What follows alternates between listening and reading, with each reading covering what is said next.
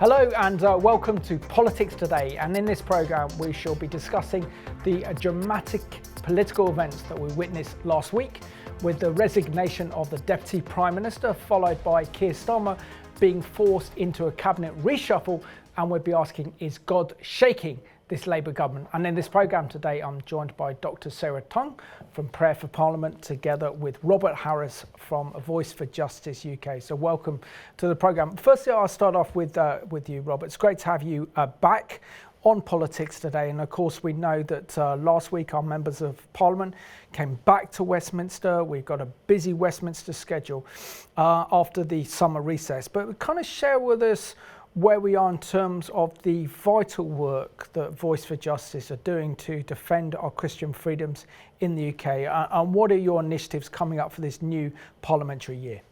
Well, the big thing that's happening on November the 1st in central London, Voice for Justice is organising a big free speech conference, day conference. Basically, the question is raised, have human rights gone down the wrong track? And we've got a lineup of very, very distinguished speakers. I'll just read you a few of them. There's Toby Young, who is now Lord Young. He runs the Free Speech Union. There's Nigel Biggar, who's the Professor of Moral and Pastoral Theology at University of Oxford. He's now Lord Biggar. Robin Aitken, formerly a BBC journalist, who has now become a leading critic of the BBC and writes for The Spectator. Professor Andrew Tettenborn, he's the chair in law at Swansea University. Linda Rose, who many of your viewers will know, she's the CEO of Voice for Justice. Paul Diamond, who many of you will know, he is one of the leading human rights barristers in this country, specialising in religious liberty. So that's a really important day for us. We are also continuing with work of the Commission of Inquiry into Discrimination Against Christians. It will be closing its operations at some point next month, and then, God willing, a report will follow in the months ahead. And also we're urging our many thousands of subscribers to contact members of the House of Lords, urging them to vote against the assisted dying legislation, which we call assisted suicide. This is a major piece of legislation that will be very destructive. So we're urging everybody, contact your Member of Parliament in the Commons, but now in the House of Lords, where the bill will be heard in the coming days, urge them to vote against it. Absolutely. And Sarah, you were back in Parliament last week with Prayer for Parliament. Just share with us what's on the agenda in terms for Prayer for Parliament, and what are the sort of prayers that you're offering up to the Lord on behalf of our government and our political representatives in Parliament. The key issue, as Robert has said, is the assisted dying bill that is going to be with the Lords. They're looking at amendments this week, and on the 12th, which is Friday, they will be doing a deep dive in and discussion over that bill. So that's a huge focus. What I will say is, going back to Parliament, it was quite refreshing. The attitude both in the Commons and the Lords last week was very apolitical, in the sense there was no posturing. People were amenable to one another. It was a really nice atmosphere, which is good. But that was I was there a day before the news broke about Angela Rayner's property purchase. Absolutely. So talking about Angela Rayner's property purpose, where she actually breached the ministerial code of conduct on a flat or an apartment she was buying in Brighton for £800,000, didn't pay stamp duty on it, and then was referred to the ministerial code of conduct, which they found her that she didn't comply. So therefore the only course of action on behalf of Keir Starmer, with the mounting pressure both politically and also in the media, was actually then to sack her from the role of Deputy Prime Minister, as well as her role as the Housing Minister and the Deputy Leader of the Labour Party. Give us your thoughts into how this has triggered the biggest reshuffle that we've seen since Keir Starmer came to office, and that was back in July of 2024. Well, all the Prime Ministers in modern history, I think of Margaret Thatcher as one notable example. She was, of course, in office for 11 and a half years. They all go through these reshuffles, and it's a response to some sort of crisis regarding a minister who has acted improperly or has breached the code, as in the case of Angela Rayner. And the Prime Minister needs to clean his house, clean it up, the ministerial house, as it were, and to present a fresh face to the nation. Some would say it's just, sweeping things under the carpet, and it's a temporary measure. So it's just a kind of short-term strategy in terms of the potential damage it might be doing. I mean, can we just look at a bit of background for a few moments, because it was the Telegraph who actually uncovered this initially, this question of her not paying the relevant stamp duty, and then of course she eventually referred herself to the Prime Minister's advisor on the code of conduct. And the irony is that only last year, in fact November of last year I think it was, Keir Starmer directed that the ministerial code be updated, and now of course many of the principles were there previously, but now it's backfired, as it were. So the big question now is who is going to replace Angela Rayner as the deputy leader of the party. We were talking about this just before the programme, weren't we? And of course that is a role that is chosen by the members of the party and the trade unions.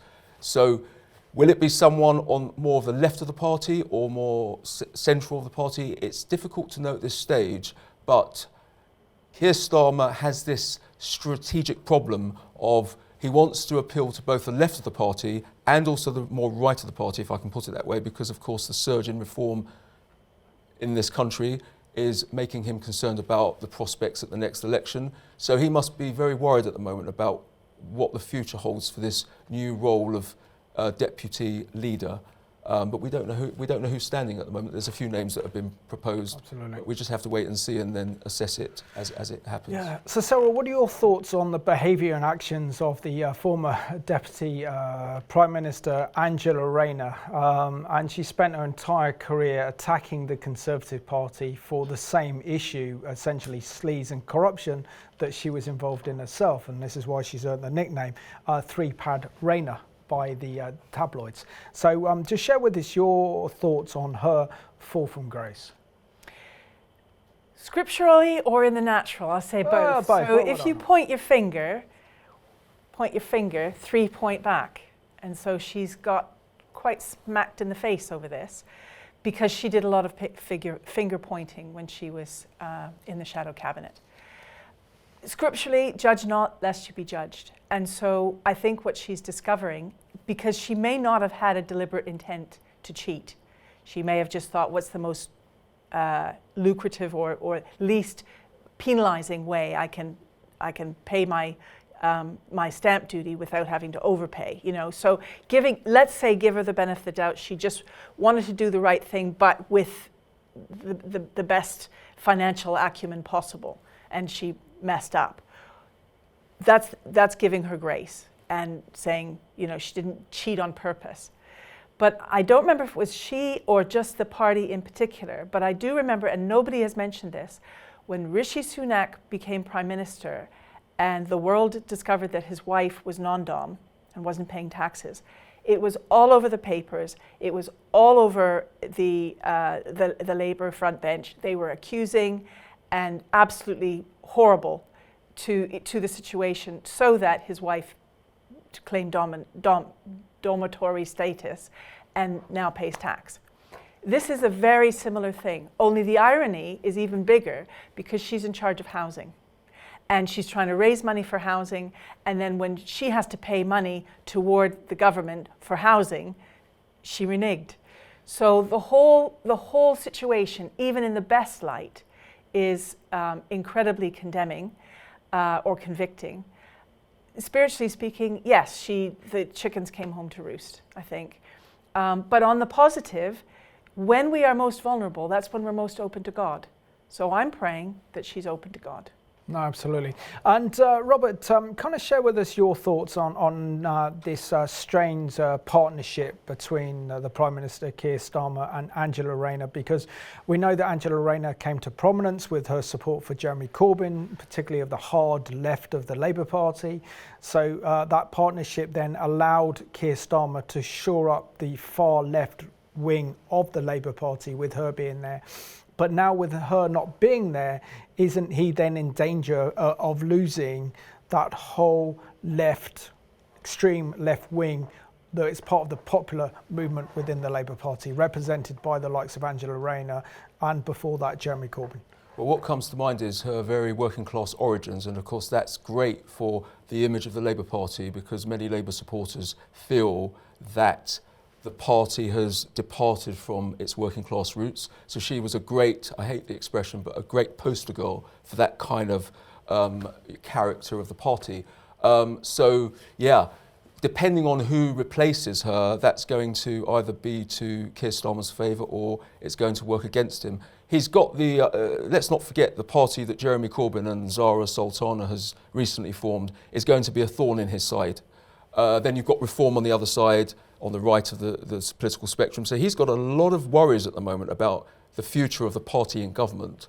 And this just creates this departure has now just created a great deal of uncertainty and anxiety for him, I think. Absolutely. So moving on to the reshuffle, do you think we're seeing the hand of God moving in this reshuffle? Primarily because what we've seen really is that Keir Starmer was forced into that reshuffle with the pressure placed on Angela Rayner to resign as his Deputy Prime Minister. He's then shifted David Lammy, who's our Foreign Secretary, to position of Deputy Prime Minister, but he's also having the portfolio of the Ministry of Justice. Now we know that ever since David Lammy was appointed the role of the Foreign Secretary, he's used that office to attack Israel time and time again.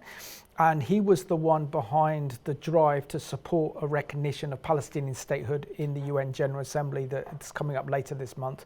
And now with him out of the way, and with Yvette Cooper now being in the position, could we possibly see a change in position, a change in policy with her being there, knowing that she was also a member of Labour Friends of Israel? She also, when she was Home Secretary, decided to declare that Palestinian Action was a terror organisation, and she's also voted against the government's plan to place sanctions on Israeli military equipment that would be supplied to the IDF. Yes, I think she's a breath of fresh air for Israel's sake, certainly, and therefore for this nation, because if this nation stands with Israel, this nation is in a lot better position than if it does not.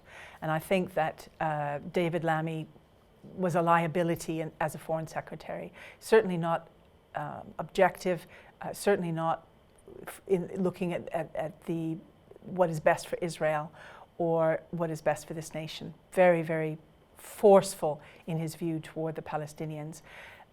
There was a visit earlier this week with Abbas, the leader of the Palestinian Authority, meeting with Sir Keir Starmer on Monday. Don't know how that's played out in terms of details and things like that, not yet, but we'll see. That visit would have been arranged already, quite possibly by David Lammy. And so it's going to take a little bit of time to see what happens, but I think that I am hopeful that Yvette Cooper, her voting record, according to pro-Palestinians, is very negative. So that's a positive if you view it from the perspective of those who are in support of the government and the country of Israel. And Robert, just compare and contrast really the two individuals, David Lammy, who's now no longer the Foreign Secretary. Effectively, he's been demoted. But also then given the position of Deputy Prime Minister, and if anything happens to Keir Starmer, then he will be the acting Prime Minister. So, yeah, that doesn't bode well for our nation, but that's a different issue. But share with us really what Yvette Cooper can bring to this role, because we know that when it comes to Israel, and we look at this from a biblical position, God blesses those who bless Israel and curses those who curse you. And we know that ever since David Lammy's been the Foreign Secretary, he hasn't stopped cursing Israel almost every single day, particularly over Israel's war to destroy Hamas in Gaza. I think Yvette Cooper's record on Israel is very mixed. So on the good side, she's spoken about Israel's right to exist, which we shouldn't even have to talk about really, but in the real world it has to be mentioned. She's spoken about the rise of anti-Semitism in the UK in the context of what's going on in the Middle East, very good. She has also spoken against sanctions being made against Israel geographically as a country, although she has a different view on the disputed territories and having a trade relationship with them. On the bad side, she has used the language of Israel committing crimes against humanity. So it's a very mixed position. One might say it's a lot better than some of the other ministers. Let's remind ourselves, I would suggest, that there's this principle, the ministers in the government abiding by collective responsibility. So this is a kind of convention within our constitution which says that if you're a minister in the government, whatever your private views on an issue, you keep those to yourself, you discuss it privately at government meetings, but publicly you abide by the government stance and decision on a particular issue.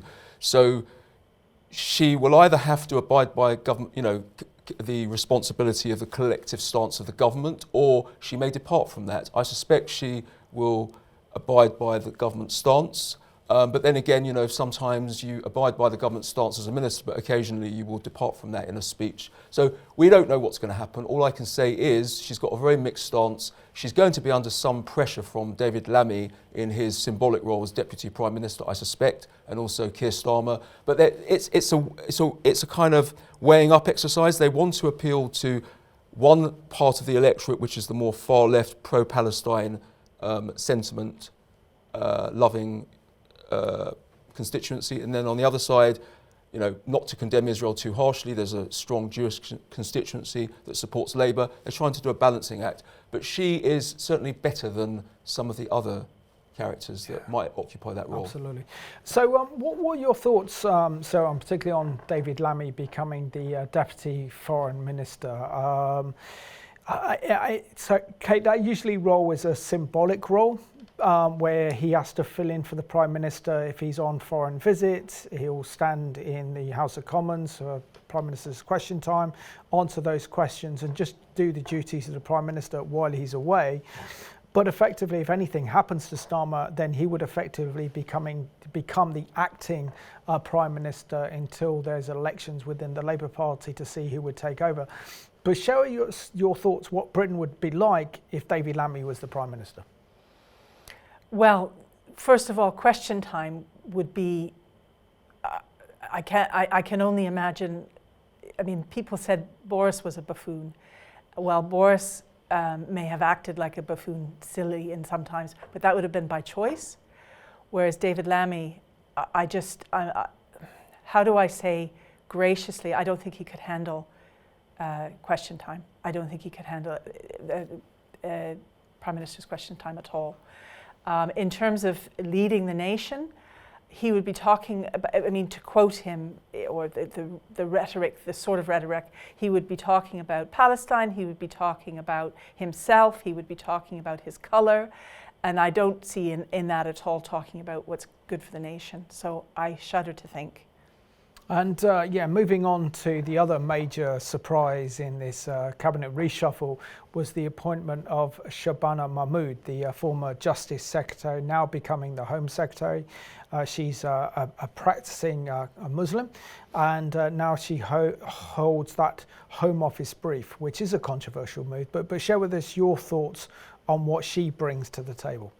Well, the Home Office role is a huge portfolio. One of the big things involves her having oversight over the UK border force and all sorts of other rules regarding immigration.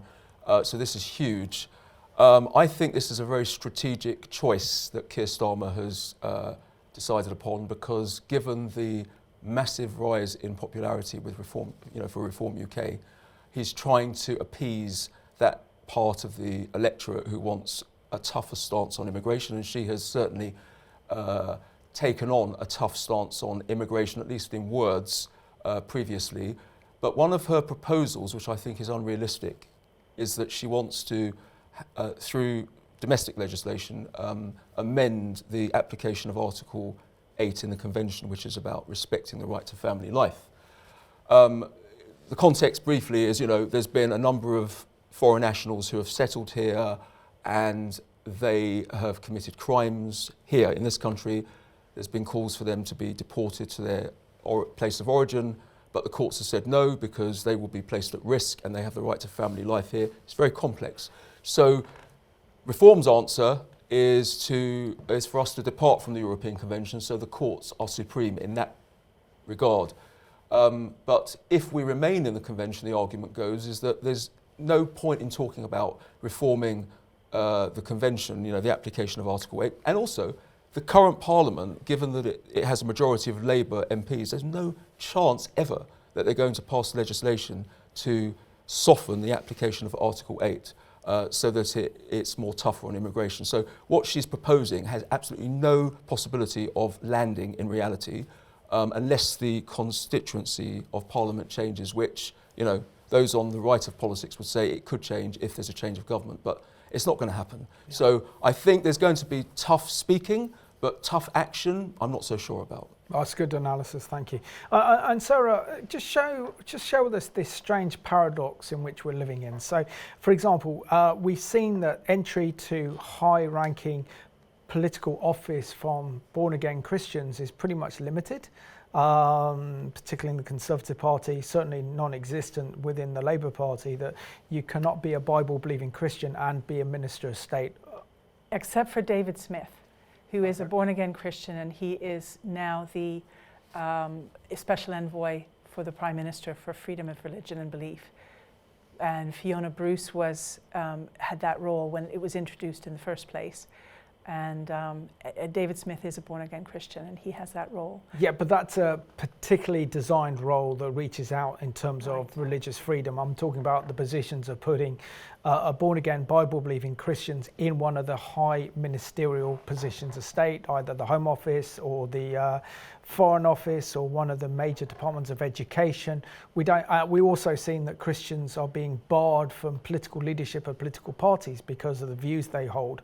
But how is it that we have, for example, the new Home Secretary, and she is a practicing Muslim, so she holds some very conservative moral beliefs which are completely contrary to those represented by Keir Starmer or Rayner or Rachel Reeves within the Labour Party in terms of liberal progressive views, and that she would be a complete an opponent of those. But because she comes from a Muslim background and because Labour need the Muslim vote, they're willing to turn a blind eye to that as part of that red-green alliance. So you're suggesting that the society will accept her irrespective of what she believes, because she's not Christian. If she were Christian, that wouldn't, Yeah, so she's not being asked, what are your views on same-sex marriage? What are your liberal views on abortion? What are your views on, for example, euthanasia? Her own personal moral issues, particularly being a Muslim, are being overlooked. But if it was a Christian in that same position, they would be hounded out of office. Well, for example, Tim Farron, when he was leader of the Dems, he was basically hounded out because he was a Christian. Yes. Well, it's interesting because on the one hand, she's a Muslim, practicing Muslim. She's a woman, so the Taliban certainly wouldn't allow her. On the other hand, she's Muslim, like so many of the mayors now in the major cities. I think Andy Burnham is about the only one in the major cities that isn't Muslim. So that's interesting, and nobody asks Sadiq Khan what he thinks about pride or anything like that, although he's quite pro. So I think we need to wait and see. It's completely unreasonable and unfair that they wouldn't grill her like they would grill anyone on their values, on their moral values. But we'll have to see, and let's wait to see what happens. I mean, we can pray that she's grilled on it and they kick her out, or we can, as you were saying earlier, she's a very accomplished, very capable person, and see what she can accomplish. Absolutely. And Robert, only got a few minutes left of the programme, but kind of share with us your thoughts really on the fact that our new Home Secretary, Shabana Mahmood, has attended a lot of these pro-Palestinian marches. And the Sunday Telegraph did a recent survey on Sunday just gone, where they say that 1 in 5 Brits now hold deeply anti-Semitic views. So what are your fears and concerns regarding the Jewish community? Because she stood with the Palestinian cause, she's even been on those protest marches, and now she's the Home Secretary who the Jewish community will look to for reassurance and protection of their vulnerable community, particularly as we saw that over, 7,000 to 10,000 people walked the streets of London at the weekend on the issue of Jew hatred in this country. Well, I don't think her appointment is probably sending the best message to not only the Jewish community, but to other communities as well, because the Home Secretary's powers include oversight and appointments in relation to the police, So she's going to have quite a range of powers at her fingertips in terms of the impact that is going to be seen at the pro-Palestine marches. So that's not good news because, you know, they're glorifying terrorism quite often. I was in this Parliament Square on Saturday in relation to the March for Life event, and most of the square, at least 2/3 of it, was taken up by the pro-Palestine groups. We only had 1/3 of the square, and I saw one placard with a photograph of the Supreme Leader of Iran on which it said, "On the right side of history." That seems to be acceptable in modern Britain, yet there's anti-terrorism legislation on the books which do not allow you to endorse or promote terrorism. And there was a very vicious presence coming from the pro-Palestine groups, I have to say, and they tried to shout down the speakers on the pro-life march. But it's not good news. Her appointment, she's not a friend of Israel, to put it rather bluntly. And also she's going to have oversight over hate crime policy. That's another can of worms. Absolutely. So within 30 seconds, Sarah, how do we pray knowing that God is sovereign and that history is his story, and we know that he's placed this government for a purpose, for a time and a season? And we start by thanking him that he's in charge. Amen. And your will be done on earth as it is in heaven. Excuse me. But also, write to your MP, write to your lords, write to whomever, write to the media to be less biased. And finally, if you feel led, go on a march, a peaceful march. Excellent. So Robert and Sarah, thank you so much. You've done a great job on this week's Politics Today. And I want to thank you for watching this programme at home. What we've seen is a dramatic political events last week with the resignation of Rayner as the Deputy Prime Minister, followed by Keir Starmer having to reshuffle his cabinet in response. But could we actually be seeing God shaking this government up and in terms of its position on Israel, because we've seen the collapse of the French government in France with the resignation of the French Prime Minister, and we've seen the collapse of the Dutch government over Israel. So could God be shaking nations that are standing against his people by wanting to recognise a Palestinian state in the UN in a couple of weeks? So thank you for watching Politics Today.